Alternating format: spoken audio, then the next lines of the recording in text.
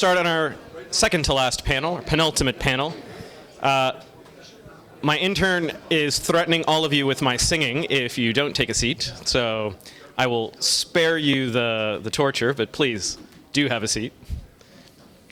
So for panel number 5, we are picking one of the most challenging topics that the UN discussions have faced over the course of the last year and probably over the last, well, several decades, gathering evidence in orbit. So I'm very pleased to have gotten some of the premier experts on space situational awareness and monitoring in outer space to come and tell us a little bit about, Mariba, you in particular are one of the premier, but they've come to talk to us on a very technical level about what we can tell about objects in space, where they are, what they're doing, and what they're capable of doing. It's one of the big challenges that we've been facing, not just in the GG on Paros, but also in the UNDC and in the CD, of course. So without any further ado, I would like to give it over to another friend and colleague, Ms. Vanessa Wood. Thank you, Daniel. When you start with things by saying this panel is the big one, it makes me a little nervous, but it also makes me excited, and I'm hoping that we can have a really interactive discussion. Just a few words on the role of verification. So the role of verification in arms control is notoriously complex, all the more so given the evidentiary challenges that apply in the remoteness of outer space. At one level, it is clear that limitations on the verifiability of commitments reduce confidence and increase risk. But it is also true that we should not hold the desirability of establishing commitments hostage to limitations in potential verification. We should also recall that the philosophy of verification was a subject of fierce debate throughout the Cold War era that went to the fundamental utility of arms control agreements. Back in 1984, a peak period for such debates, the late MIT professor Stephen Meyer highlighted a useful and important distinction between monitoring, which he described as a technically driven process involving efforts to detect, identify and measure developments and activities of interest, generally through national technical means, and verification, which he cautioned did not involve the substantiation of absolute truth. Instead, Meyer argued that that verification must be seen as a political act in which a party determines on the basis of available evidence whether another party has been living up to the terms of an agreement. This sheds light on a fundamental question for this panel, whether and how it might be possible, given the special characteristics of the space domain, to provide a sufficient evidence base to make that political judgment in future space arms control agreements. So I look forward to the insights of our distinguished expert panel. So this is probably the most technical of our panels, and I encourage all of you in the audience to think about questions for our panellists as they speak. They will look at the feasibility of gathering evidence for Paros-related space activities, what new technologies can reveal about space activities, what monitoring strategies might these technologies enable, and how such capabilities might be reflected in future space security arrangements. We will start with Dr. Douglas Hendricks, who will present on how we monitor space objects in orbit. So Dr. Hendricks is the CEO of Exoanalytic Solutions, and he's deeply involved in technology development for both missile defence and space situational awareness. We will then hear from Dr. Mariba Jah, Associate Professor of the Department of Aerospace Engineering and Engineering Mathematics, University of Texas at Austin, on biometrics for space objects and some of the new technology that will enable us to see and understand objects in orbit better. He's going to show us something called astrograph, which can be used as a foundation for space domain awareness. His expertise is in space object detection, tracking, identification and characterisation, as well as spacecraft navigation. He also gives a main TEDx talk. Then we'll turn to retired Colonel André Dupuy, President of Space Strategies Consulting Limited, who will tell us more about LiDAR applications for verification and some of the research his company is doing related to space deterrence, open source data and TCBMs. He was Director of Space Requirements in the Canadian Armed Forces. And we'll finish up with Mr. Stewart Bang, CEO North Star Earth and Space Inc., to hear about North Star's on-orbit SSA capabilities. Mr. Bang has 28 years of experience designing and developing aerospace systems. And then we'll open the floor for an interactive debate. So I'll hand it over to Douglas to start with. All right, thank you, Vanessa. All right, and thanks to UNIDIR and especially Daniel for inviting me here. Number one, I'd like to start with the obligatory disclaimer that Doug LaBelle brought out. I am not a spokesperson for the United States government. I never have been, probably never will be. Just a guy who spent his entire life looking up into space at the stars, the planets, and started a company that's full of people who track satellites today and mostly don't like to speak to humans. Okay. So what we're going to do is we're going to look at some of the data that we have collected monitoring space objects, and I'll try to frame it in a way that we can talk about how that data could be used for verification and for what it could be used for verifying. So I heard 4 things over the last day, one of which was, can I say that you have generated debris? And is it your fault? Is it something you did purposefully, or is it something that was by accident? So those are some questions. How close did 2 spacecraft get to one another? That's one we can answer. Did one spacecraft interfere with another? And that's something that we can't do with just telescopes, but with enough information from other kinds of sensors and cooperation of the satellite operators, those are things that could be answered. And then there was the question of intent. And I would hesitate to even comment other than to say we cannot read people's minds or determine what they are trying to do based on what we see with our telescopes. So I just thought I'd say that up front. So getting to the question of what are the kinds of things we can see and how can they be used to verify. So I'm going to go ahead and say next slide. And what you're looking at here is a video comprised of all-night observations. Actually, it's just a snippet of all-night observations of a satellite that people in an entire country were relying on for ATM service. And the ATM service went out, and we saw that the satellite was having trouble by looking at our data. And the public statement from the operator was having an antenna pointing error that's proving difficult to fix. Now, their statement is true. And I would say that we were able to verify that the time at which we saw anomalies definitely corresponded to the time at which they were having their problems. So that's verification. Was it caused by a piece of debris? We didn't see any.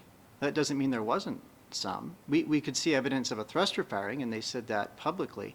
So with the cooperation of the operator, what they said publicly, we could maybe deduce a few things. Did they interfere with anybody?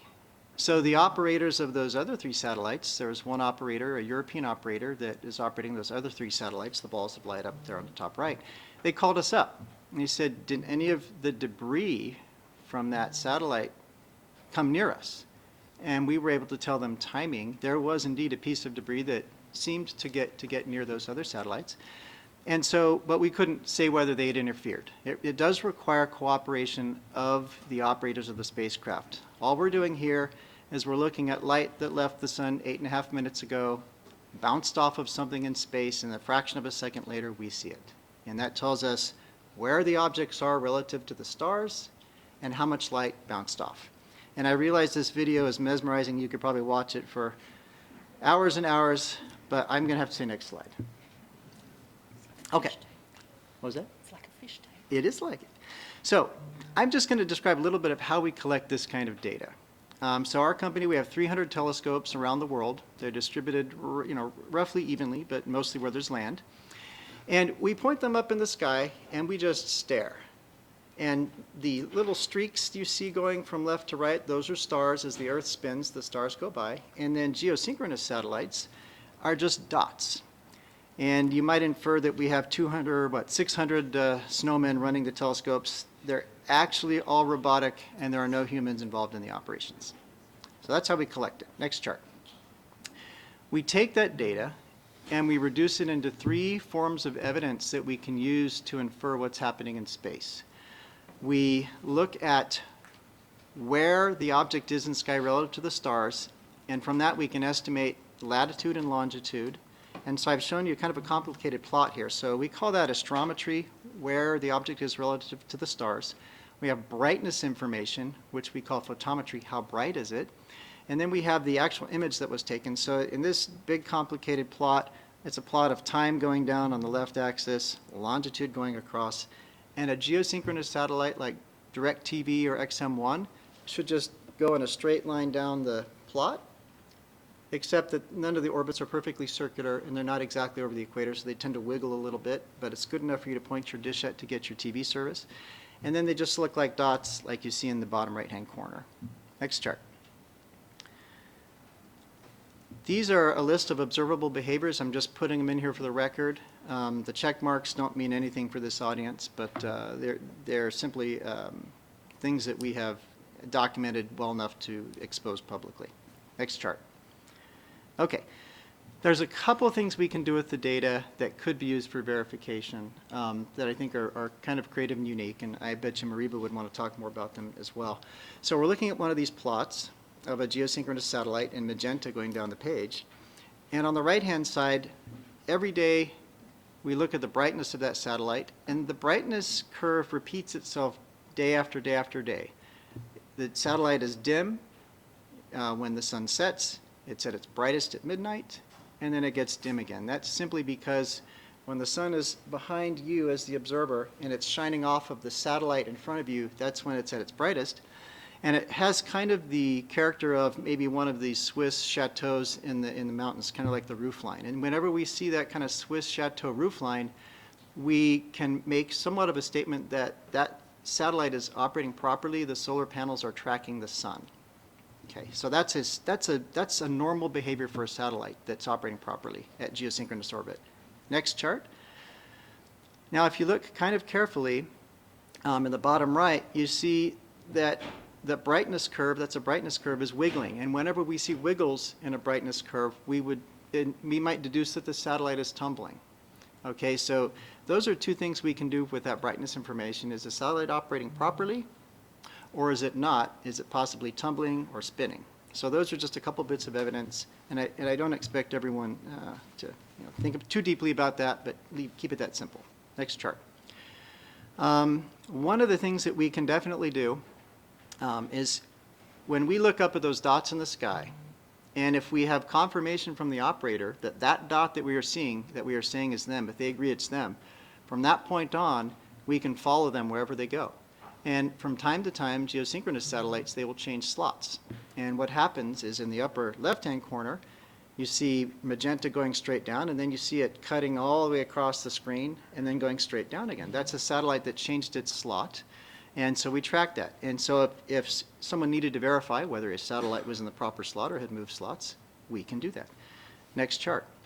Once a satellite's in a slot, if you look, it has kind of a little periodic behavior. In order to maintain that slot, they need to do small maneuvers we call station keeping maneuvers. And you'll see that as a slight change in the orbit periodically to maintain the slot. And so those are things that we can verify. Mariba may talk about filing flight plans and telling what your plans are. We can verify those plans with telescope data. Next chart. Okay, now here's a fun one. Here is a satellite that we saw about a month or so ago. Looked like it initiated a slot change. He was coming straight down the screen, and then he started to move to the right. But we noticed the photometry it initially looked like that Swiss chateau roofline, but then it started getting kind of waggly. And we said, he's doing a slot change, but it looks like he's tumbling now. And then something happened too, is that we started tracking other objects near that object, and you see those in the cyan. And so we were starting to wonder if maybe things had come off of the satellite and it was experiencing a problem. So the next chart will be one of the nights that we tracked that satellite. So we were persistently watching this satellite. And indeed, we did see what looked like many things coming off of the satellite. And the operator had said they were having a problem. We were talking to them. They were unaware of any debris coming off of the satellite. Okay, but so you might with your eye look at it and say, I think I see things coming off, and we've put circles there. But there is a weakness in ground-based telescopes. We have a few blind spots. One is if it is daytime where we have a telescope, we're not observing satellites. We operate in the visible band with our telescopes. Another is if two satellites up in geosynchronous orbit are closer than 1 kilometer, we cannot see more than one. And so I don't know if there was one object there initially, or there were already 15 objects and they just happened to all bug out, or whether those all came off of that satellite. So it's a little bit of a blind spot there. Also, if there are objects that are smaller, significantly smaller than, let's say, 10 centimeters, we're blind to those too. So if a piece of debris came in and struck the satellite at, let's say, 700 meters per second, we would be blind to that as well. So we cannot attribute cause to what happened. And the operator's first indication something was wrong was they had a fuel leak, but they don't know why the fuel leak happened either. So there are a lot of holes in our ability to, when we just use telescopes. Let's go to the next chart. Okay. Another similar situation, and you see the quote at the bottom. That is a movie of another satellite, it's a European satellite, that had what appeared to be many things emanating from it, but the operator says they cannot confirm if any of that debris came off of their satellite. They don't have the telemetry or the sensors to tell whether anything has come off of their satellite. They can't measure their mass while they're on orbit. They don't have maybe sensitive momentum, sensors that might see a change in momentum. But we can clearly see that there are objects that emanate from it that are around it, but we don't know what happened within 1 or 2 kilometers. So again, our ability is limited, except that we can track those objects back and see that they were at one time very close to that satellite. So when you are trying to decide whether debris came off of a satellite or whether a satellite came out of a satellite, we can deploy our photometric evidence, we can deploy our astrometric evidence, we can look at images. I would say that's about as much as we can do. I would say true verification requires more than we can do with just telescopes for most of these, but we are definitely a piece of the puzzle. And with that, I cede my time. Thank you. Thank you very much. I think we'll hand to Dr. Jha now. Okay. Let me,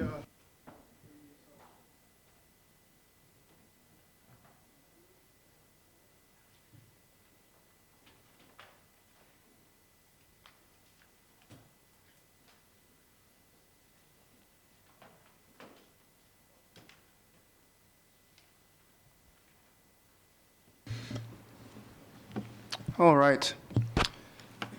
So my name is Morbid Jha. I'm a professor in aerospace engineering at the University of Texas at Austin, and I am an astrodynamicist.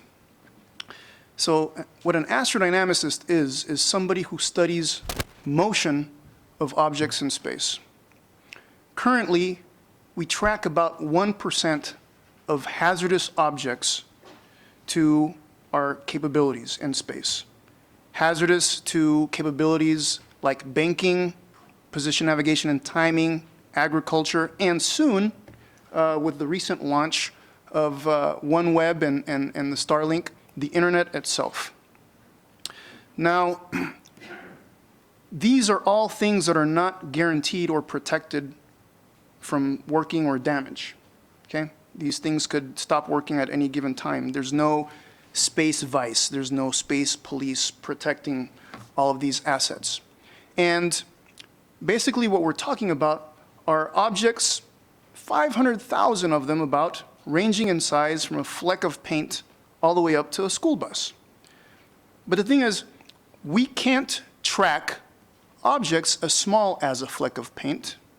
We can only track objects as small as, say, the smartphone. So if we consider the 500,000 things we should be worried about, we can only track 26,000 of the 500,000, and of these 26,000 objects, only about 2,000 work, and everything else is garbage. Wow. That's a lot of garbage.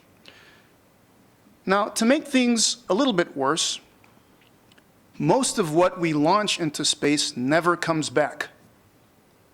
Never comes back. Most of what we launch never comes back, okay? And every once in a while, you have things that collide with each other, which generate more objects, or things explode, and I'll show you some evidence of some breakups, or sometimes people destroy their satellites in orbit and create many more debris. Now, part of the problem with the growing population is that these things aren't located just anywhere. Because of the curvature of space-time, I'm going to be geeky like that, I'm going to say that there are specific regions that are ideal for certain satellite missions, where taking advantage of gravity makes sense to put a satellite for Earth observation. We have this thing called geostationary region, geosynchronous region, right? And so you should think of these things as highways in space. So we have highways in near Earth orbit, and the traffic on the highways is increasing, sometimes on its own, sometimes because of our own activity. And once things stop working, pretty much they're just left adrift, and we just send up something else. And then we send up something else, and then something else. You can see where this is going, okay? Now, the other thing that is problematic is that we don't even agree on where everything's located. Ask 5 people where things are on orbit, and you're probably going to get 10 different answers. Why is that? Well, because we do not globally share all the observations about what's located in space. So we can't even have an intelligent debate about what's up there, what isn't, and so on and so forth.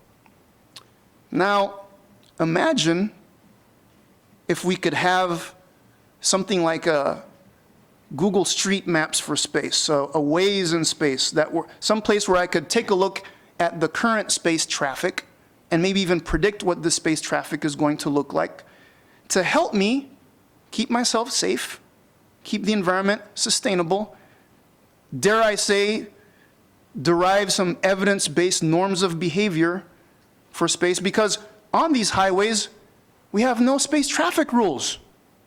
What could possibly go wrong with that? So one of the things that I've been working on is a crowdsourced space traffic monitoring system that I'm going to call Astrograph. And this was initially funded by the FAA. And so here you have Astrograph.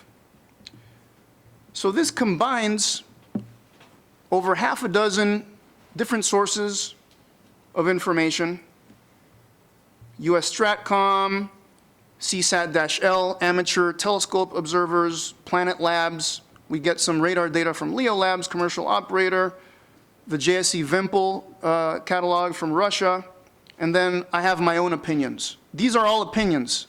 In fact, when anybody tells you this is where something is in space, you should consider it an opinion, okay? So we have many opinions here. Now, here you can see the geostationary highway, right? By the way, the dots are not to scale. I just want to let you know that, right? So, yes, there's a lot of stuff up there, but it's not to scale, okay? Now, back to that space traffic map. What if all I had was the public catalog from the DoD? What does that look like? Oh, wow, there's my space traffic. But what if the only thing that I had was the JSC Vimpel catalog from Russia? Wow, somehow that looks very different. Who's right? Who's wrong? Who do I trust? What do I believe? This is part of the issue. Now, an interesting thing that I'm going to show you here, when I told you about, some things in orbit, and let's see if I can get this thing to, right. So you see the string of pearls right here? This is from a breakup that supposedly happened in a geotransfer orbit, April 6th. not too long ago. All these dots come from the same object, okay? Here you can see this other plane right in here. That was a breakup in another geotransfer orbit. Oh, here's another plane. Here's a breakup from it. So 3 breakup events just in the past 6 months have already generated hundreds, if not thousands, of pieces of debris in this highway called geotransfer orbit. And eventually, that's going to hit geo. That's bad news. This is not good. So, let me give you one final thing. Okay, you talked about inconsistency of opinions. All right, here we go. Let's look for one satellite. Let's see, Flock 1C10. Flock 1C10 is a CubeSat that belongs to Planet Labs. One satellite, 4 opinions. Opinion number 1 is from the public catalog of the DoD. That's listed right there, number 1, you see that. Number 2 is what the owner says it is. They might be right. Number 3 is what Leo Labs, a commercial operator, says it is. And number 4 is where I say it is based on some radar data from Leo Lab. Let's take a closer look, shall we? So 1, 2, 3, and 4. Here we go. So you see where 1 is. Clearly that's not in the same place as some other stuff, right? So that's already a problem. Let me zoom in on number 4, which was my opinion. Oh, here we go. Let's see. Something interesting is starting to emerge there. I see a 4. I see a 2. Let me pause this. Okay? I'm going to pause this. Wow. There's 2 and 3. 2 is Planet, the owner. 3 is Leo Lab. 4 is me. Clearly, I'm not doing as well as the owner for a variety of reasons, probably assumptions in my physics. And then number 1, hold on a second. Let me zoom out far enough to see where number 1 is. Ah, half a continent away. So what I'm telling you is that this is one object with 4 opinions. How do you know that you have the world's most accurate clock? Let me give you the answer. You have hundreds of them. That's how you know. There are hundreds of atomic clocks around the globe that give an opinion on the time, and the barycenter of all those opinions is what is actually the time.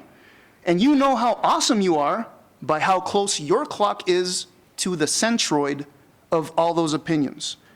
There is power in big data for space security and sustainability, because if you crowdsource independent sources of information, you will be able to see what's consistent and what is inconsistent and start asking questions as to why those inconsistencies exist.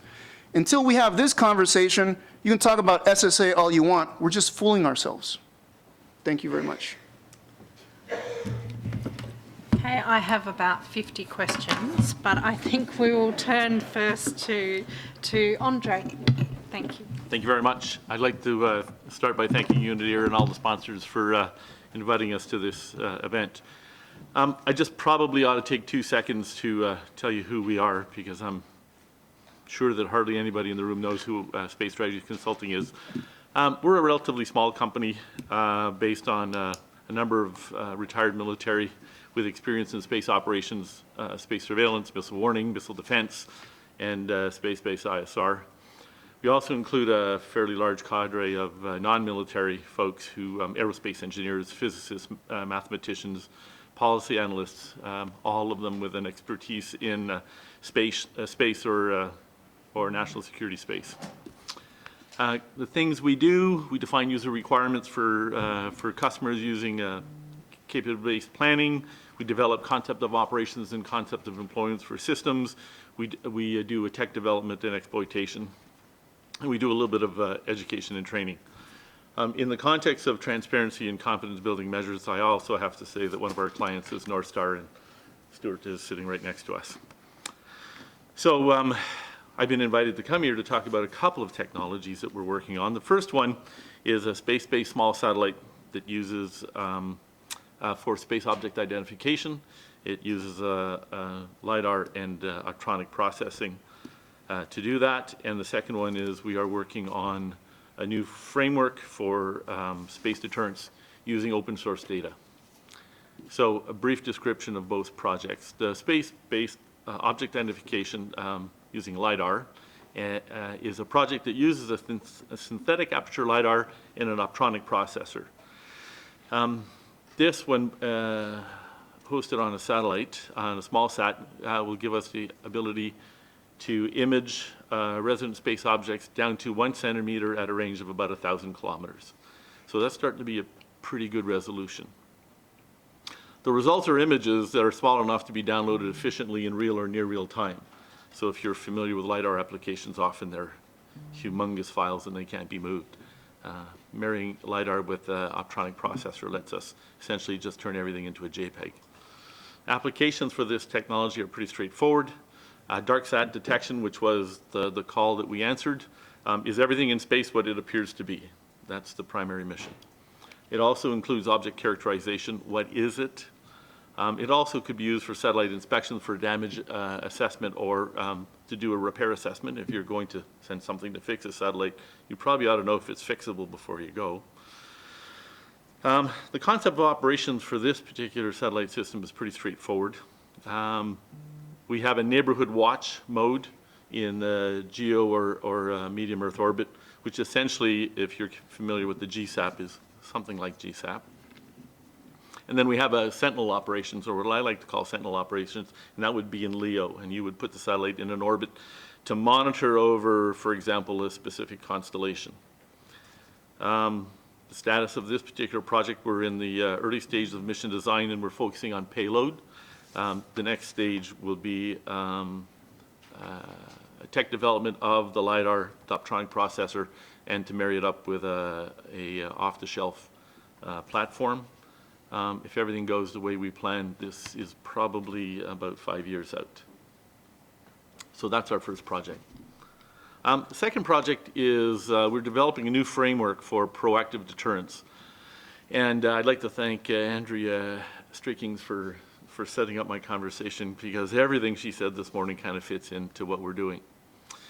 So our framework refers to a concept of deterrence by attribution, which really relies on credibility, communication, and certainty in the data you're collecting. We posit that if actors know that they will be seen and their actions will be able to be interpreted, they are less likely to act in an aggressive manner. To moderate an actor's actions, we need two things. We need much better space surveillance and tracking, and we have to understand intent. And intent has always been the brass ring of deterrence. If you cannot understand intent, then you're liable to misinterpret what's going on. So how do we address those two needs inside of the deterrence framework? Well, we believe that over the next 5 years, commercial capabilities are going to outstrip what is available from governments, and we will have greatly enhanced space surveillance and tracking. This provides the attribution piece. There are any number of companies around the globe pursuing SSA, and I think the point that you made, Maria, is right on. It's the aggregation of that data that's important. So how do you determine intent? So you need a tool to let you assess intent. We are working with a company out of Montreal, Canada called UNIDIR Technologies, and we're leveraging engines they have in artificial intelligence and big data analytics. These tools are designed to mine unstructured data sources and then to draw relationships between those data sources. So UNIDIR uses AI, big data analytics, natural language processing to build a set of actors and to describe relationships between those actors. You then relate that information, what's going on in space, to what's happening terrestrially. You can get an idea, potentially a very good idea, of why things are happening in space, which are outside of what you would expect the norm to be. This is about understanding things that are happening outside the norm. The role of our company inside of this project is to develop the ontology that allows the big data analytics to be able to data mine and to support the training of those tools. We're pleased to announce that we'll be publishing the initial results of our study in the late fall, and we expect to be starting testing of the AI engine Q4 of this year. And that is my piece. Thank you very much. Thank you very much, Andre. Some pretty exciting developments there. And finally, Stewart Bang. Thank you. First, I'd like to thank the Secure World Foundation for graciously inviting me to participate on the panel. It's a pleasure to be here. It's an honor to be here. Listening to the earlier panel, I definitely got the impression that I do have one strike against me before I get started. I am an engineer, so I speak engineering, and worse, my family's from Scotland, so if I spoke with a normal accent, you wouldn't understand what I was saying. So there you go. But I can speak regular English and hopefully normal English so that you can follow my arguments. What we're all talking about, if we're the most technical panel here, is fast and accurate orbit determination, ephemeris generation, ephemeris meaning where is this object going in a three-dimensional space far above our planet, track association, which is, am I sure I'm tracking that object or am I tracking a different object?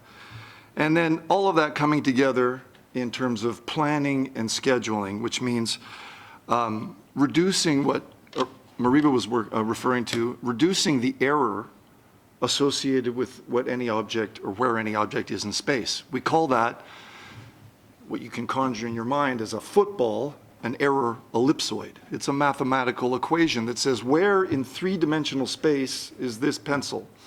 So in space, we can tell within 15 kilometers along the major axis and 5 kilometers along the minor axis where this object is in space.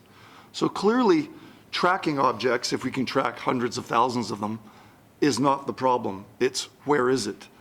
And then the other problem we have, as Doug was pointing out, is as something goes through its orbit, what is the chain of custody?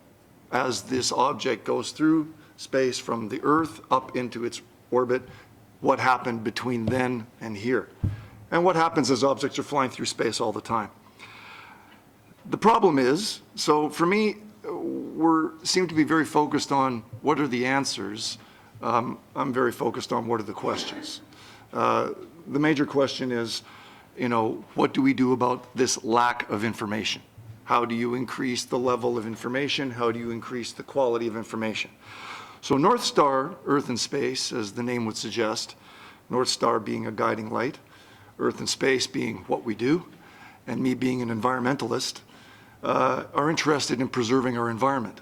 North Star's massive transformational purpose is to empower humanity to preserve our planet, not just what's on the Earth, but what's above it, because that is too our environment. North Star seeks to pursue and support actively the 17 United Nations Sustainable Development Goals, and we pursue also the concept of long-term sustainability of space, which may be the 18th Sustainable Development Goal after today. Absolute truth, for me, is daunting. You create a path towards absolute truth. If you seek for that, you might as well start by seeking perfection. Perfection is that which gets in the way of getting things done. So commercial enterprises get things done. Governments traditionally have led the way to space, and I've always given credit to that. If I'm sitting here today, sorry, Mariba, it's because an astronaut inspired me. It's because Neil Armstrong walked out of a lunar landing module and took his 3 steps down a ladder and uttered his famous words that inspired me for the rest of my career. That's how you inspire an engineer. That's how you inspire anyone. You throw something far in the distance and then you get people to pursue it. That was the last panel. If we're only tracking, as Mariba would say, 1% of that hazardous material in space, we need to develop a better library. There's a lot of papers, discussions. I've had conversations with Kevin O'Connell about collaborative intelligence. What is collaborative intelligence? Collaborative intelligence requires on a lot of things, but I think most importantly, the penchant for collaboration, the penchant to cooperate, the penchant to contribute. North Star, as a commercial enterprise, wants to contribute with space-based sensors. So if you want to see something in space, maybe a good place to look at would be from space, and contribute that to a collective that involves very stable, very reliable, very accurate ground-based sensors, and create, as General Kreider referred to it, a unified data library. So a library that would be near and dear to my heart that I would subscribe to is the reason that North Star exists in Montreal, having been created in the United States as a concept, and I worked with that team in the United States, is that Canada, Montreal in particular, my office is 500 meters from the ICAO, the International Civil Aviation Organization, which coming up for 73 years of anniversary on June the 6th, Montreal was selected as the permanent seat of the ICAO. And I think we're getting to the point now where we need a trusted nation, we need a trusted library, and we need a trusted source of data that comes from a collaboration, that comes from a coalition. So I think what we need to do is stand on the shoulders of those giants that brought us here, which is NASA, which is the Russians, which is the Chinese, which is the Belgians, which is anybody who's ever participated in anything in space, any country. I don't want to isolate or leave anyone out, but space is ours. What's really interesting when I think about it, and what the real inspiration is that when Neil Armstrong or Buzz, I can't remember which one, let's give Buzz the credit because he never gets the credit for anything. So let's say Buzz took that first picture of our Earth from the moon in 1969, and we all saw, if you were alive then, I did, this little blue dot and said, wow, that's us, that's it. That's the whole thing right there. When we look at space, we tend to think, well, you know, space is infinite, but we realize it's not, and we realize that in all the orbits that we travel together, they become congested. And we share, like we're all swimming in the same swimming pool, the same water, the same space. And like I said at Amos a few years ago, you can't have a no peeing section in a swimming pool. When you make a mess in the pool, everyone feels it. And so the truth is also the same on Earth. We just haven't come to that realization that what you do to this planet, if you think it's local to that country or that place, it's not. And so North Star Earth and Space wants to help that for future generations, to give a tool, to give a means to manage. You cannot manage what you don't measure.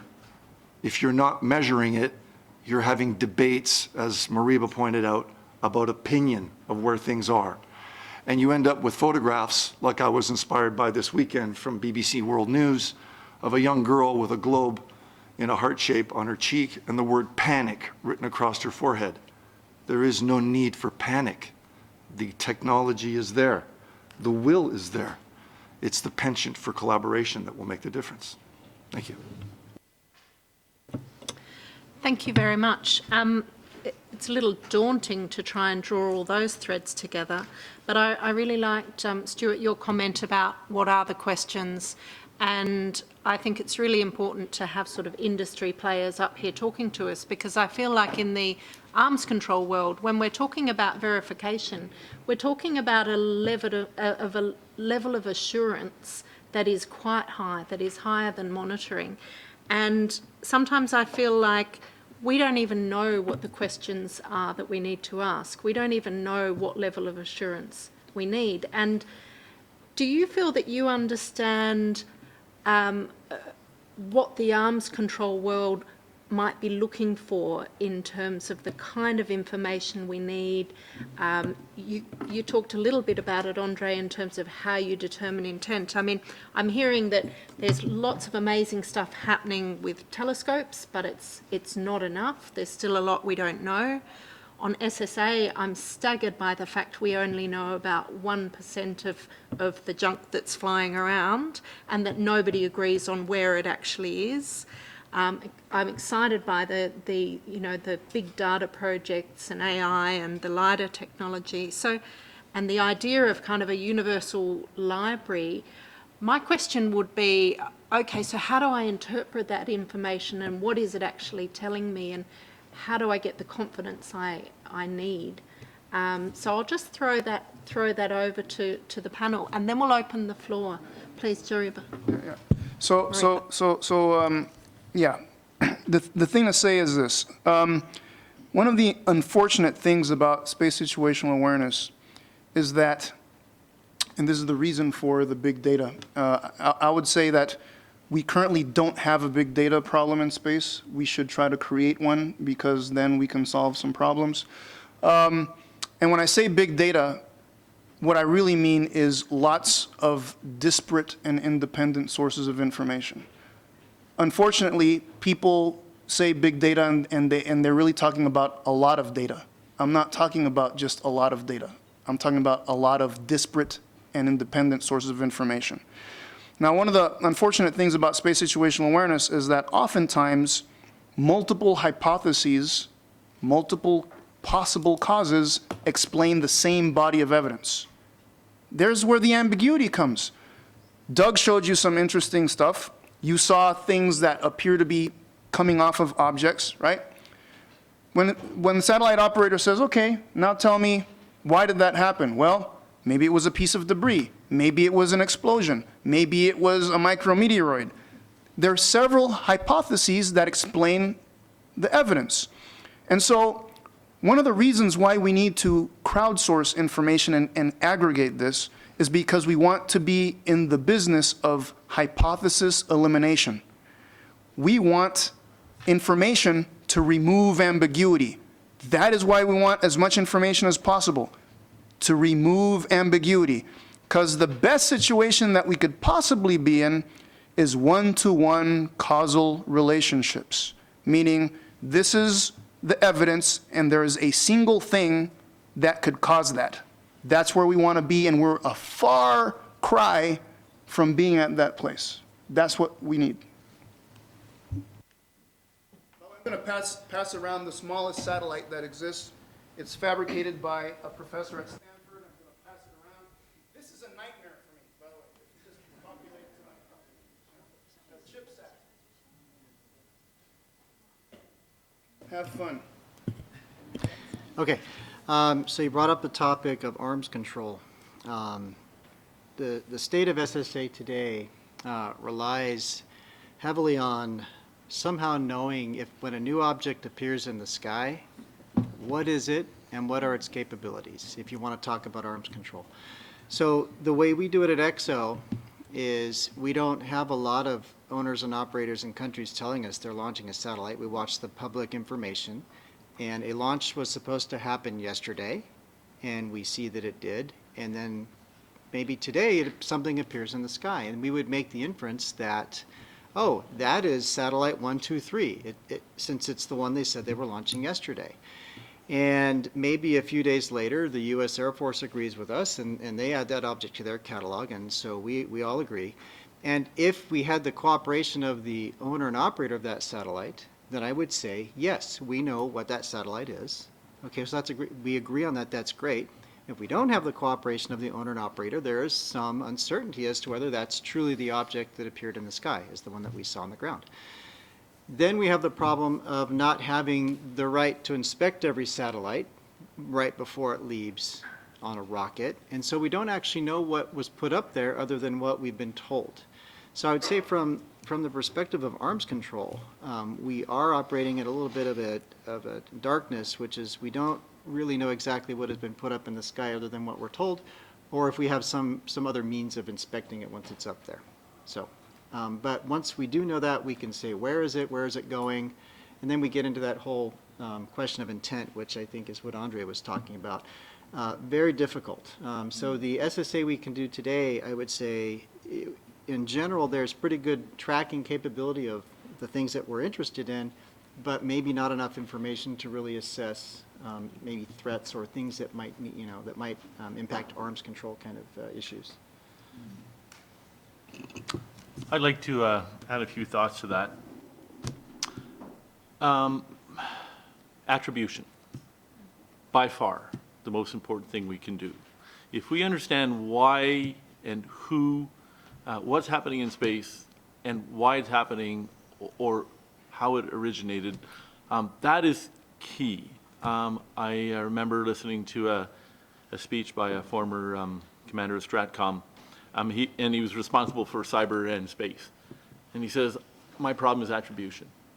I can't tell you who did what with any kind of certainty. So attribution is important. You can't develop a plan So how can we help? Well, there's some things that don't require treaties necessarily. We are way past space situational awareness. We are way past space tracking, surveillance and tracking. We require space traffic management, period.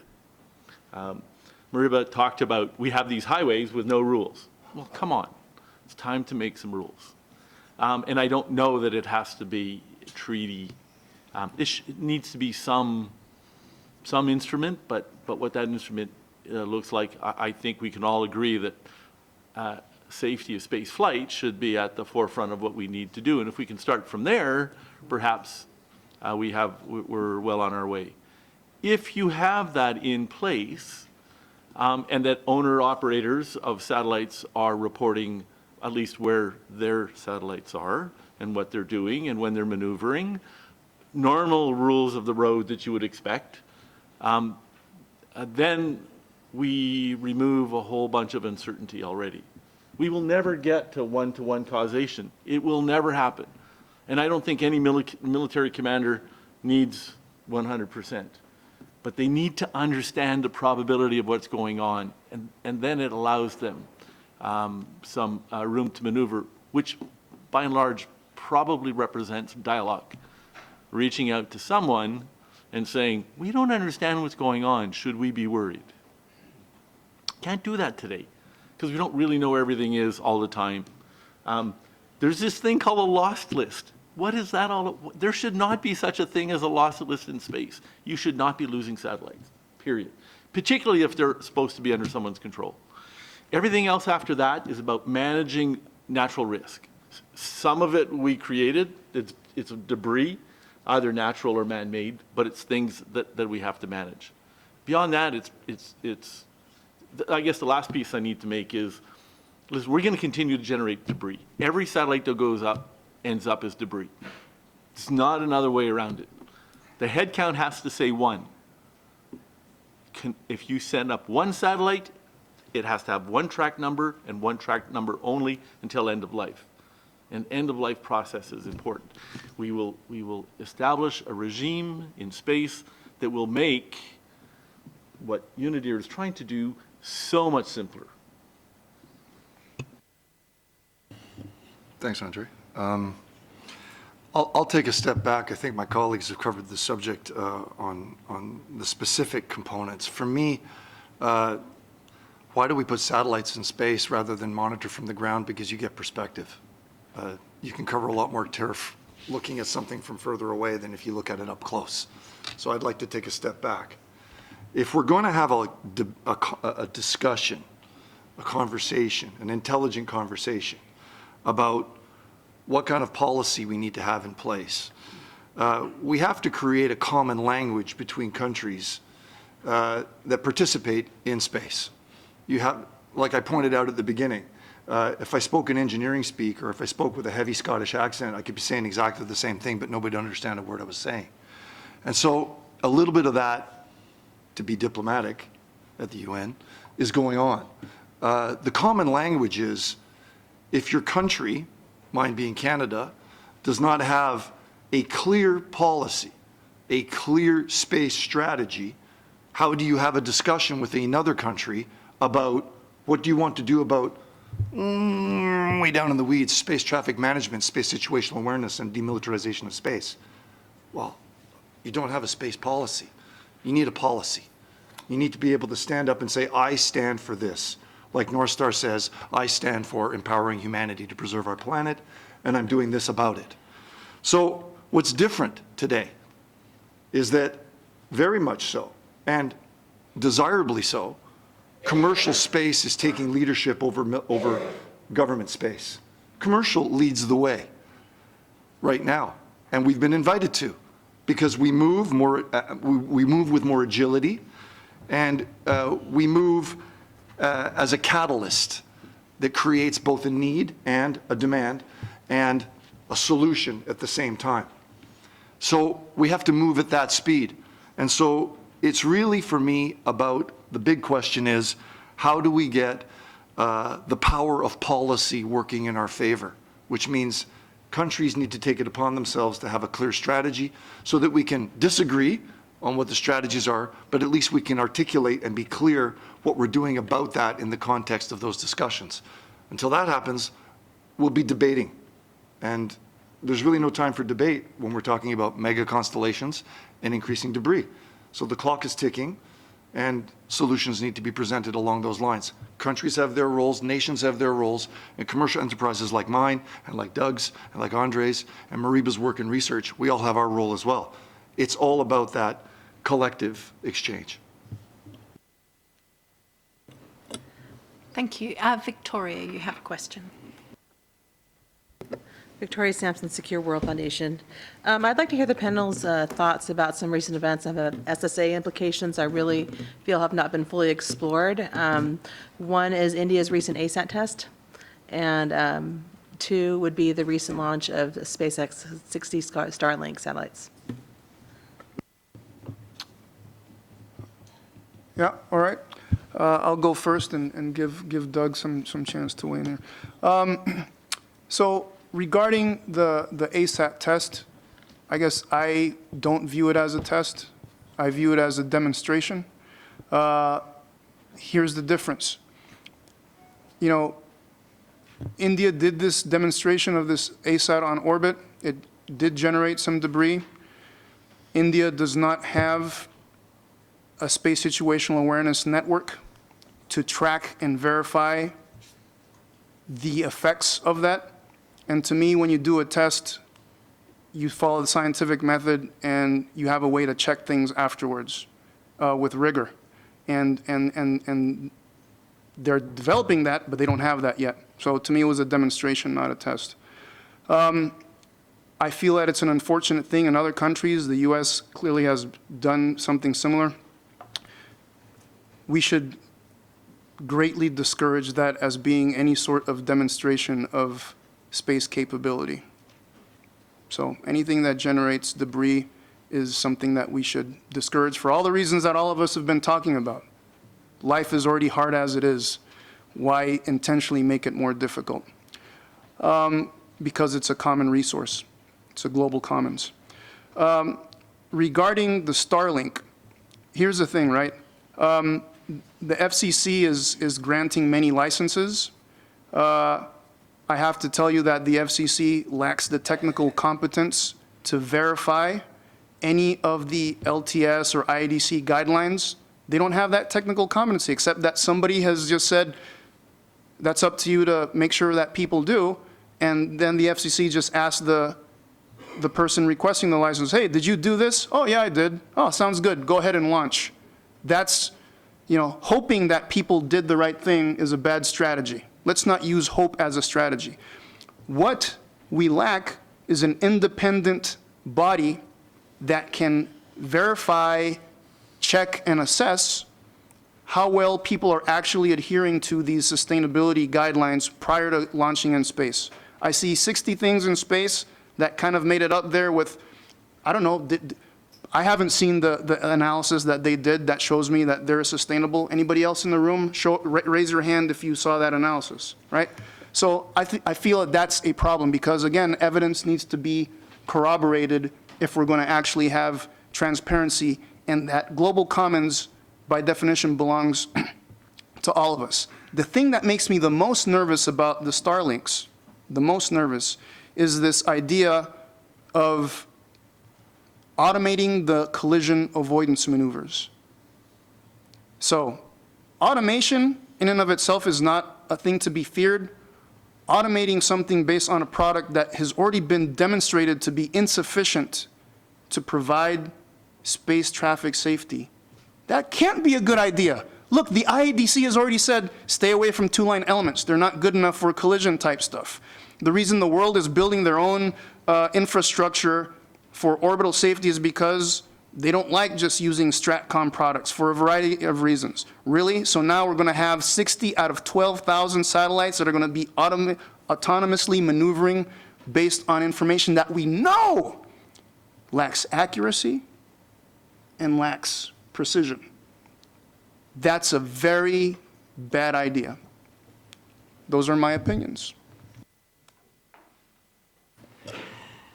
Okay, I'm gonna leave the Indian ASAT test, I think Mariba said it well. On SpaceX, I've made a career over developing technology to avoid future disasters, or, I worked in a career in missile defense, done quite a bit in nuclear fusion research, solar physics. So in solar physics, we were concerned about a great solar, coronal mass ejection or solar flare that would, wipe out, our electricity grids on Earth. And so I've always worked on these kind of things.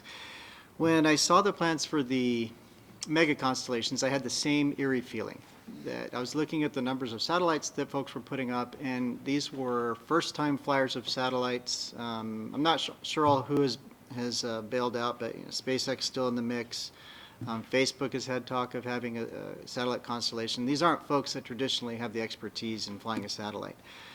What we have found at EXO as we've worked with operators is the experienced operators don't necessarily know where their own satellites are very well. So the geo operators, we've made a business in telling them where their satellites are when they lose them during normal operations, helping them calibrate their antennas. And if you looked at Mariba's astrograph, you saw that the U.S. Air Force, either the U.S. Air Force is right and everyone's wrong, or they have, in the case of that Flock satellite, they have a large error in their position. And SpaceX came out and said that that's the database they're going to use for their auto maneuvering satellites. The Starlink satellites are going to use the U.S. Air Force TLE data that Mariba showed was, I think, #1 in astrograph. And the first thing that popped into my mind was the Tesla autopilot mode. And I don't know how many of you are aware of the Tesla autopilot mode, but the Tesla has a mode where you can sit back and push a button and it drives itself. And there were a few problems that they discovered. For example, there was a specific part of the freeway that was under construction going northbound between Palo Alto and San Francisco where there was a concrete divider that was somehow fooling the autopilot into veering the car into the center median. And I don't know if anyone was killed, but there were crashes involved in that.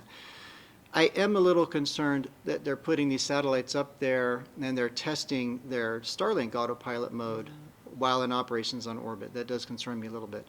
That being said, we have had collisions in space that were intentional and both unintentional. I would imagine if you increase the number of satellites by an order of magnitude, it will happen. I don't want to call it inevitable, but we certainly have increased the odds.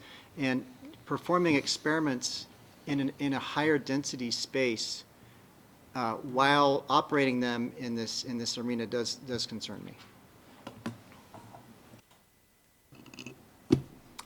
I will address both questions. The thing that concerns me most about the Indian ASAT test is not that they did it or that they had the technology. It would be the motivation.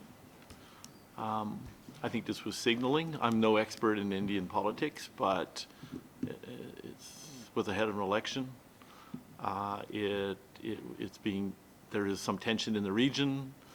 I just think it was maybe all the wrong reasons, but I am no expert, and so somebody will probably tell me different.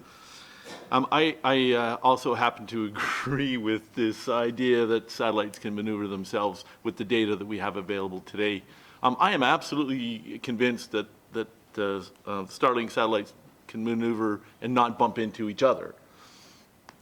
Of the objects that Mariba spoke earlier, 30,000 things we can track.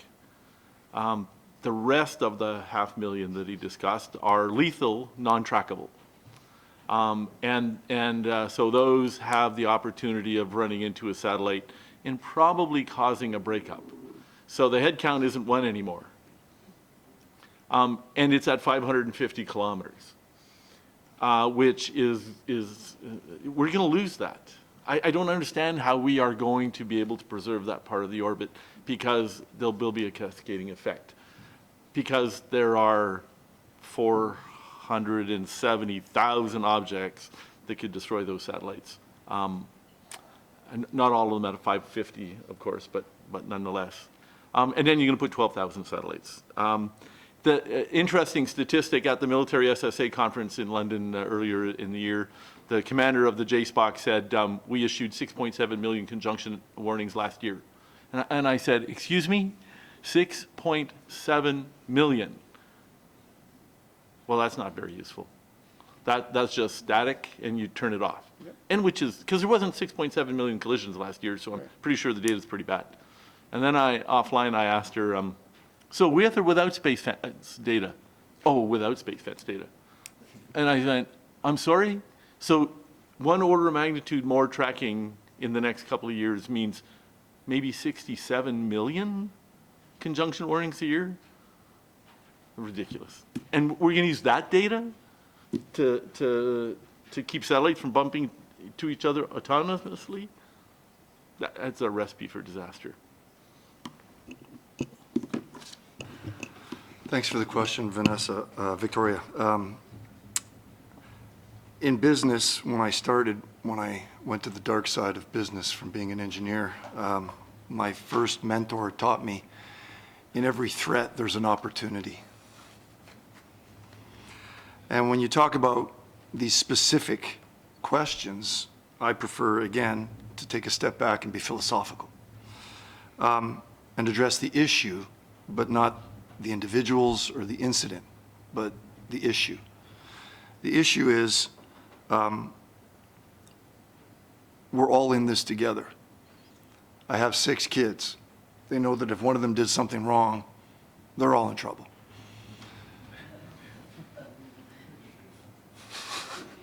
Helps that I'm large. If we don't isolate countries and we embrace our differences and we look at these things philosophically and say the only way to really battle issues that we face is through cooperation and education and information that we share together, then we're on the right path. If you isolate people and you isolate incidents, I think it leads down a different path that keeps us from making progress, and I'm about progress. So we as a race, not as any given country, as a race, we have a voracious demand on our environment, and we use it to our individual or collective benefits without consideration of the environment. And it's the awareness of that environment and the education and the measuring and the monitoring of that environment that will sustain us. Because when I say empowering humanity to preserve our planet, as my board tells me, we think the planet will survive. And so the commercial enterprises that we're isolating are merely catalysts for us to do better.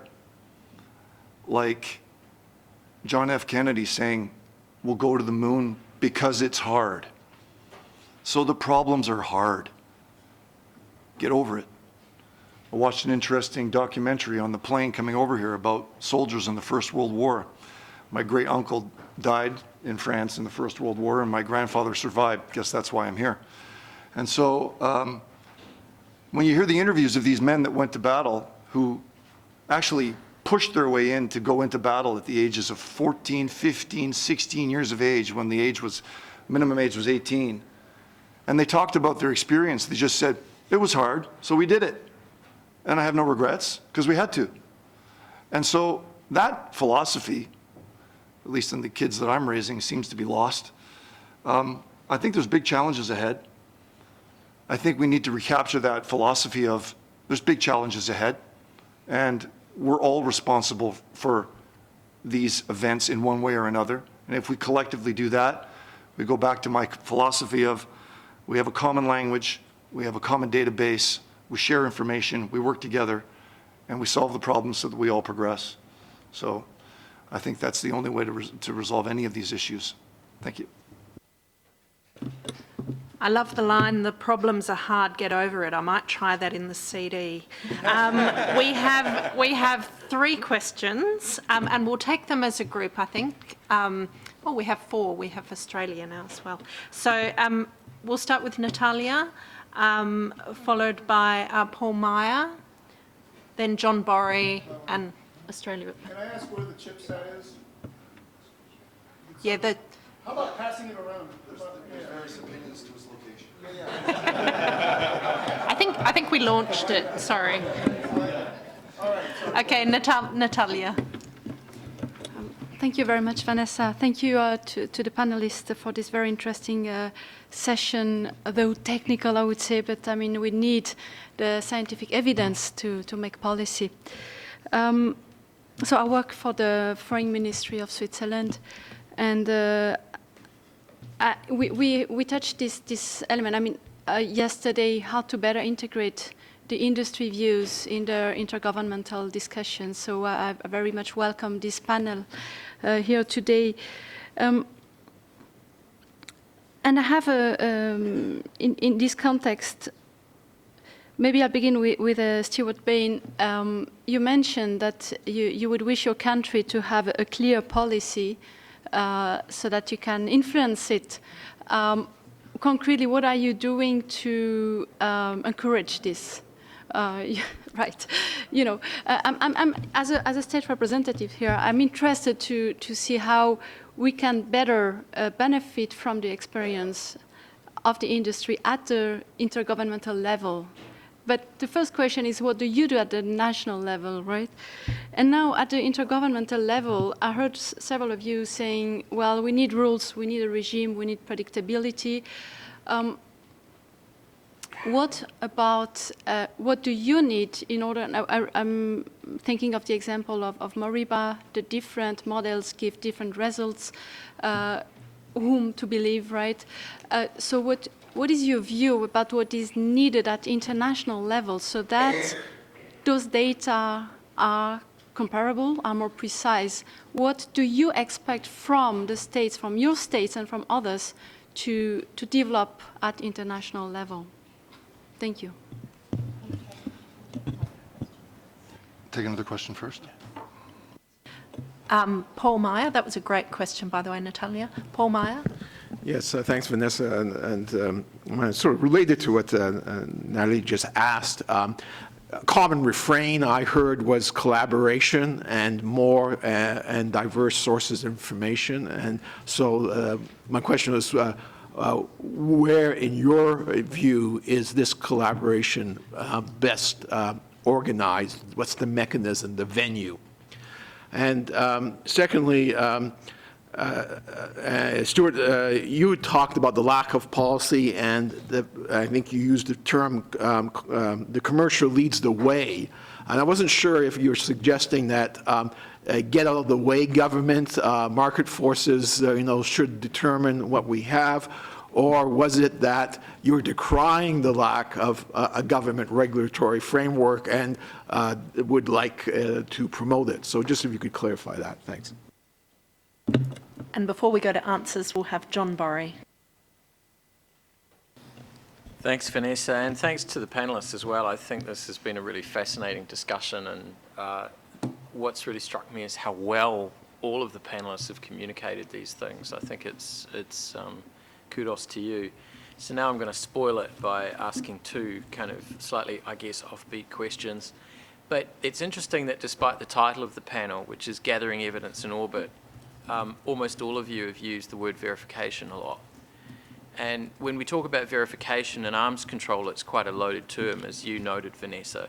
It's coloured, at least in this town, by historical experience with trying to verify nuclear arms control. But failing to verify just one nuclear weapon is a really big deal.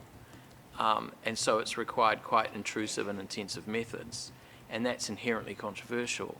And that controversy is carried over when folks in this town have considered proposals on space security. So should we really be carrying over the assumptions and equivalent benchmarks that we have from nuclear arms control? Or at least, should we be thinking about our assumptions and biases a little more in the view of the panelists? I mean, I take the point that several of you have made about attribution and intention and the importance of that, but assessing attribution and intention are problems in any kind of human phenomenon, and not only for arms control. We just tried driving a car on the road in Geneva and trying to assess the intentions of other drivers. It's not always self-evident. Our information's always incomplete. And my second observation is that, concepts like collision and debris and safety have all come up. And this seems like quite a healthy alternative framing to some of the, frankly, at times unproductive debates we have in arms control about space.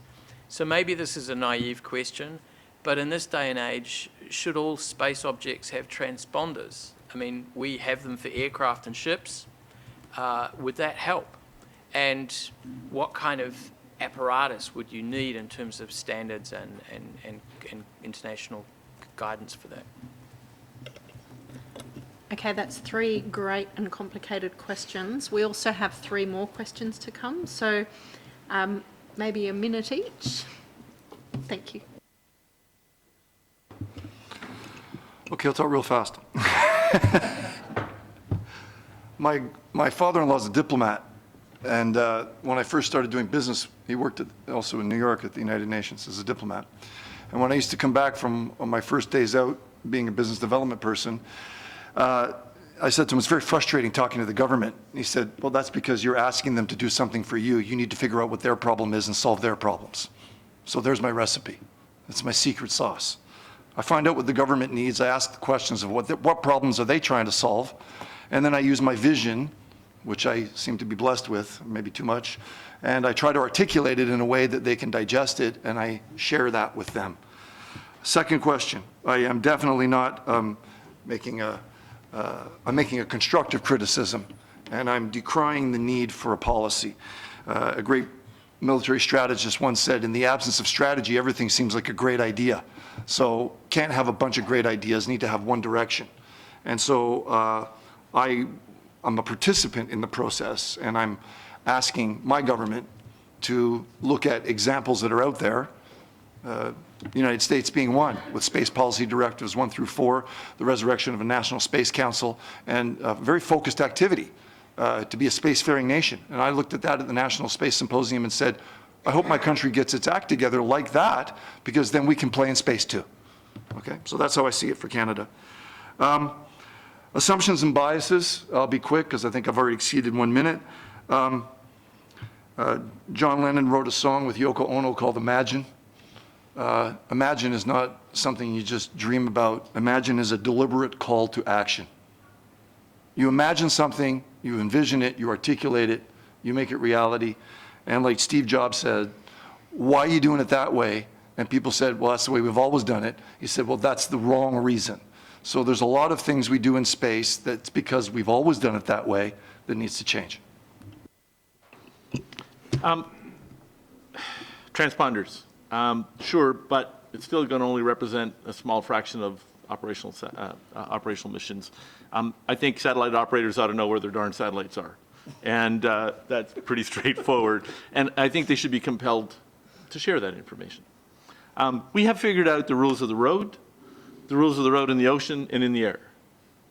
It seems like a natural transition that we are at the point with potentially in the next 7 years to go from 1,800 active satellites to 20,000, that rules of the road are probably required. And I suggest to you that by establishing those rules of the road, that the work of this committee will be much simpler. You will have taken away a whole bunch of the uncertainty because you know everybody's operating by the rules of the road. So rather than approach this from an arms control perspective, why don't we approach it from safety of space flight? I think everybody can agree that that's a good idea, and then see what's left over. And those little bits and pieces that Doug LaBelle, those grains of sand that still need to be agreed to after that, will be so much easier. Yep, so regarding international collaboration, what's the right venue for this collaboration, that sort of thing, I'm just going to talk about me. I have this thing called Astrograph. You can Google it on your own phone. You can kind of check it out. I've developed an API that I'm signing on users and giving them access to interact and query part of that database, at least initially. I have 3 sensors that I'm going to be deploying in the next 6 weeks. One of them is going to Australia. One is going to India, to Mount Abu with the Indian Space Research Organization. Another one's going to be in New Mexico. They're my sensors. I can share that with anybody I want. So this is what I'm telling everybody in this room. I am putting myself out there as an agent of change and collaboration. And if you want to do something with me, and let's start aggregating information and sharing stuff, I don't have a problem with doing that. I'm doing it already. So it's an open invitation to participate and engage with me.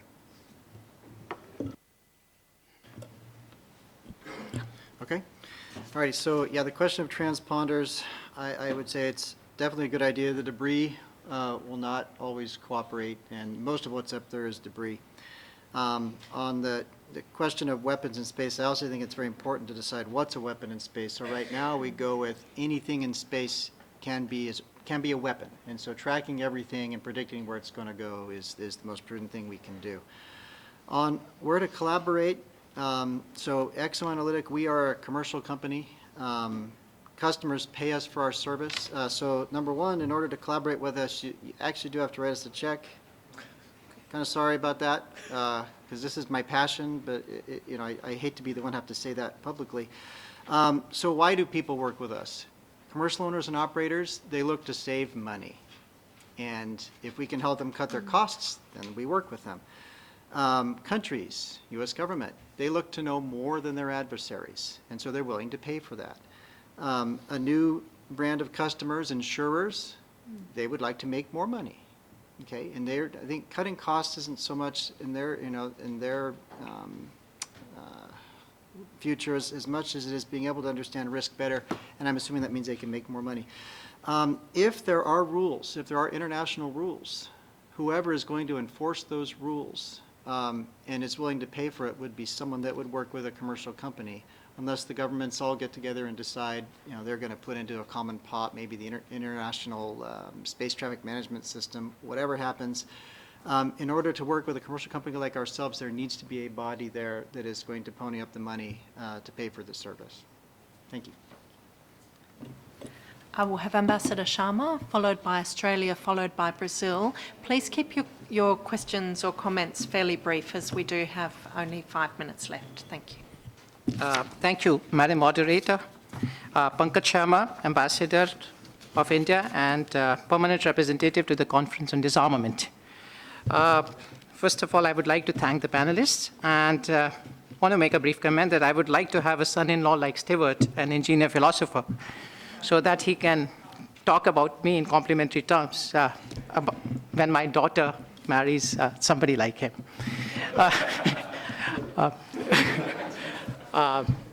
Madam Moderator, since there have been references made to India's recent anti-satellite test, I would like to take this opportunity to set the record straight. India's anti-satellite test of March 27, 2019 was a demonstration of India's technological capability to defend India's wide-ranging interests in outer space. The test was purely defensive in character and was not targeted against any country. As a major spacefaring nation, India has made significant strides in developing a range of outer space technologies that also benefit other countries, especially fellow developing countries. India has sizable space assets which provide the critical backbone for the country's economic and social development as well as security. It is important, therefore, for us to take measures to safeguard our assets. India remains opposed to the weaponization of outer space. India has not and will not resort to any arms race in outer space. India has been a consistent advocate of preserving the outer space as a common heritage of humankind. We remain committed to maintaining outer space as an ever-expanding frontier for cooperative endeavors of all spacefaring nations. As regards the concerns related to the space debris generated by this test, it may be noted that India, conscious of such concerns and the dangers posed by space debris, conducted the test in a manner to minimize the incidence and longevity of space debris.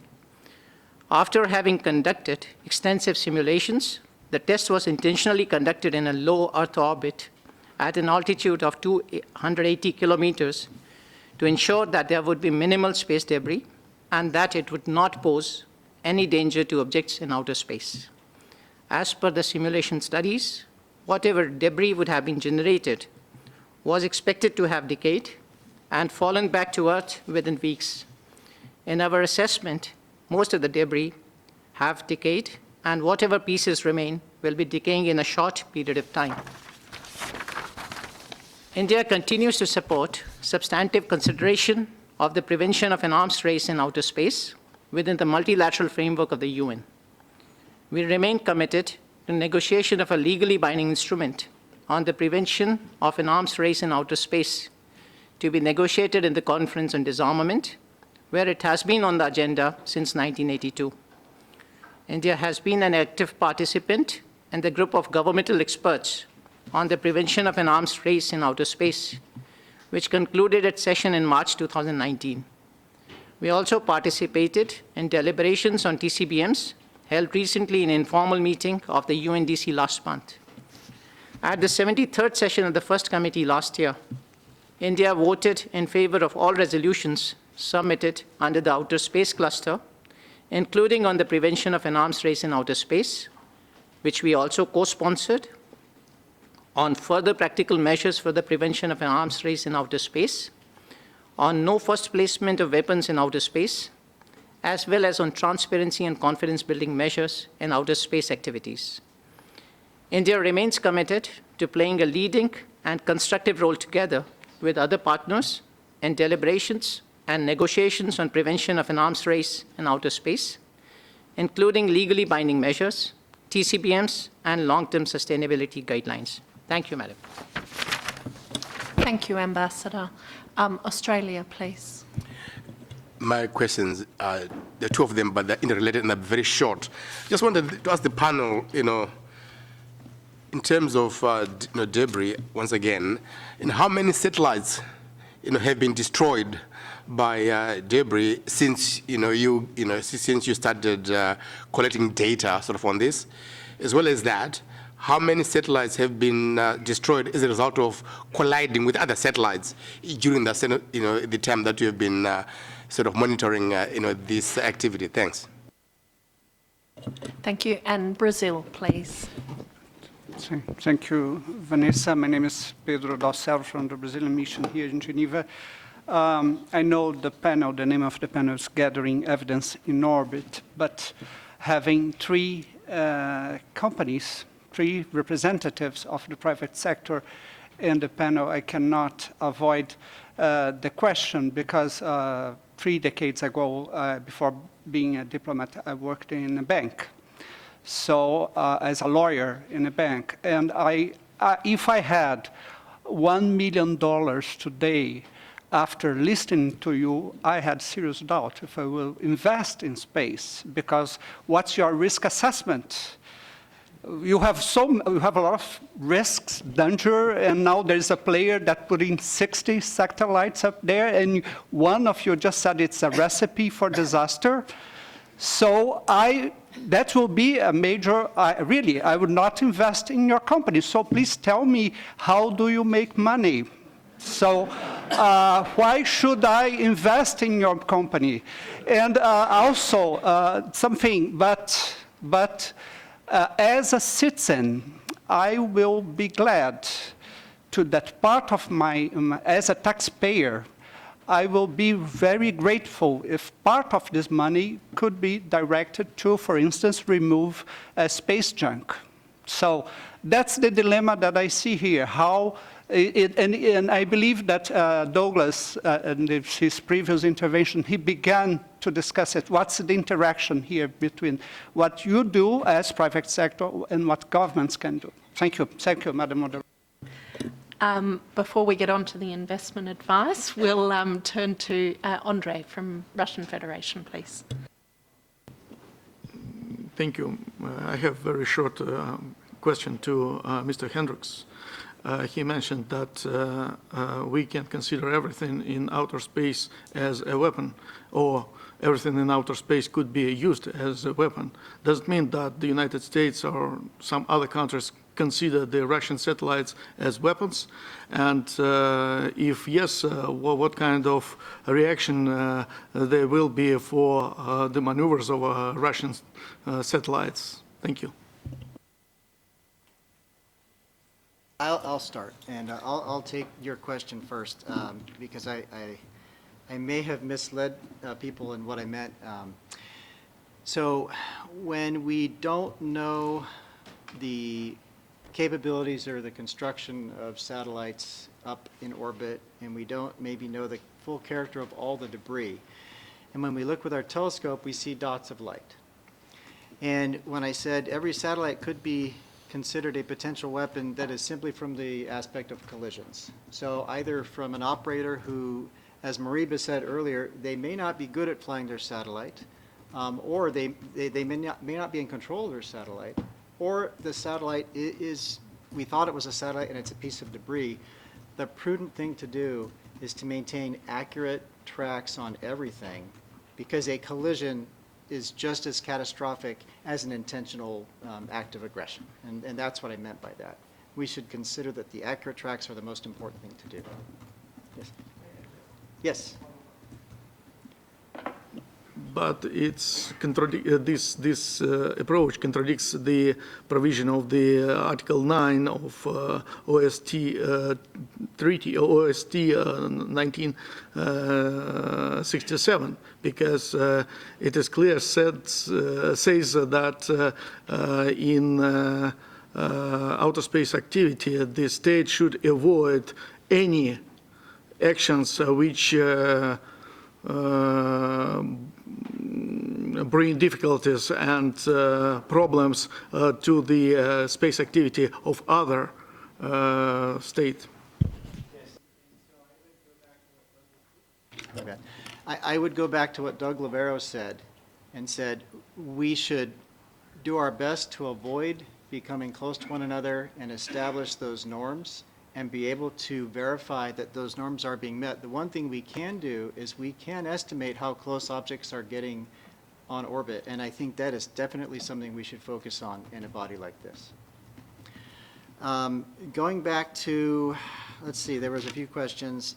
The financial advice. So interesting, you brought up, actually I'm going to put those both together, the Australian question and the Brazil question.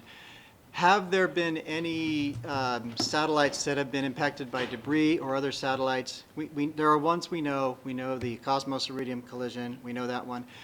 In geosynchronous orbit, today we don't have any evidence that there has been a collision between two satellites, none that we have collected, or debris. And if we could bring up the movie, the first movie from my talk, when we look at incidents where we know debris has been generated, and that first movie I put up is one of those. Yeah, go to the first page. All the way back. All the way back. Okay. This, if you look, when the moment that there's an explosive event, there is debris generated. But we watch these satellites for up to 18 hours per night. And if you look at the rest of this video, what you would see is 14 hours of nothing, and then an explosion. So what we have learned over the years of watching geosynchronous orbit very carefully, the best we can, is that there does not appear to be a lot of increasing amounts of debris at smaller sizes as we're able to see smaller and smaller objects. However, if an object is moving very fast, angularly, it's harder for us to see it. So a very fast-moving piece of debris could have impacted this satellite, but we have today no evidence that that has happened based on what we have seen. Now, on the subject of your financial advice, I think that a company like ours, the more there is alarm raised at debris in space, probably the better investment we are. Just wanted to say that. However, if there is more debris in space, the current uncertainty in the positions of objects is the problem that creates a lot of either risk of collision or the perception of risk of collision. And so Mariba will back me up on this. By having better information about the exact positions of objects, satellites can do a better job avoiding debris, and they can do a better job avoiding each other. And that's something we can do, even though the debris population may be increasing.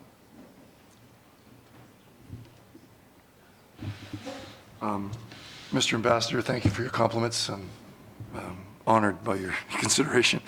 I'm happy to know that Brazil's considering investing in North Star. So I can meet you in the lobby afterwards and we can discuss arrangements. You pulled, sir, what is known in the business of space as a Kobayashi Maru, which what Captain Kirk did. You changed the question. The context of this panel is to discuss risk, and you brought that into a potential investment opportunity, and that's not fair. So there is risk in space. We're looking at addressing it, but it's not related to an investment opportunity. And for that matter, coming from a bank, which is very much interested in risk, you can understand probably very well why most of space is funded by venture capitalists. So there you go. That's my best answer to your question. But the devil is in the details, and there's certainly good reasons to invest in space all across the board, not just in my company. How many objects are being destroyed or have been hit in space? Some people would argue that each day in low Earth orbit, there are flutters on satellites that cannot be explained. The standard answer is it's not in the catalog. So if that's good enough for you, okay. I think where the question leads to is, what is the definition of safe passage? Would you get on a plane if there was only 1% of the objects that could hit you while you were flying through the space, in your airplane hitting you? No. Is the problem that vast or that's dire in space? It's not a direct correlation. But what we are establishing here is certain guidelines in terms of what the issues are.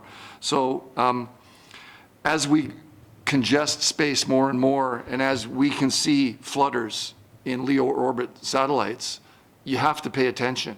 The fact that it's not in the catalog as an official answer, and you can maybe Google that, there's many situations where satellites just say, well, something happened and it wasn't in the catalog. We need a better catalog.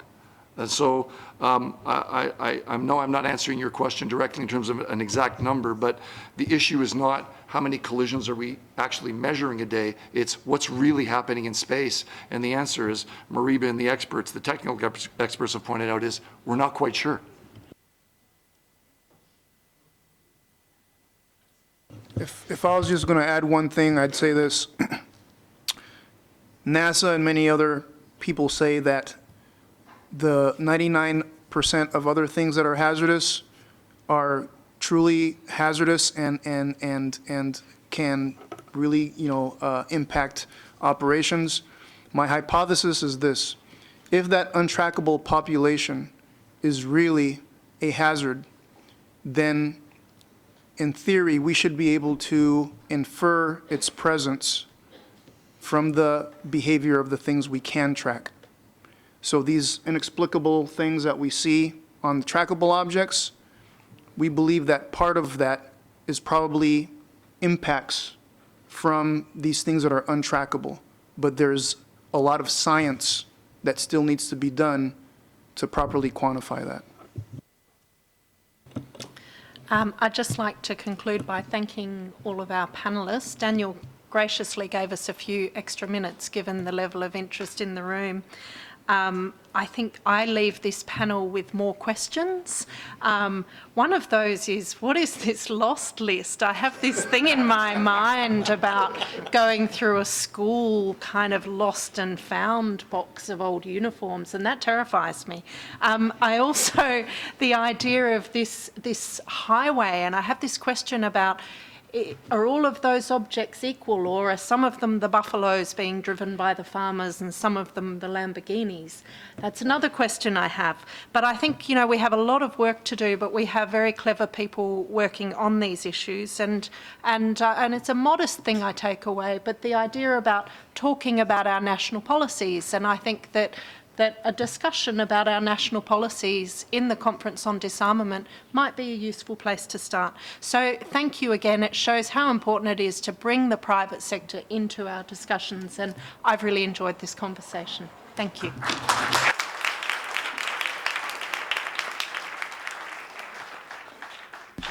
Right, everyone, I know we went a little bit late on that one, so let's have a brief coffee break and be back in the room in... Where's my chipset? Come back in 15 minutes. All right, we have the chipset. If you didn't get a chance to see the chipset,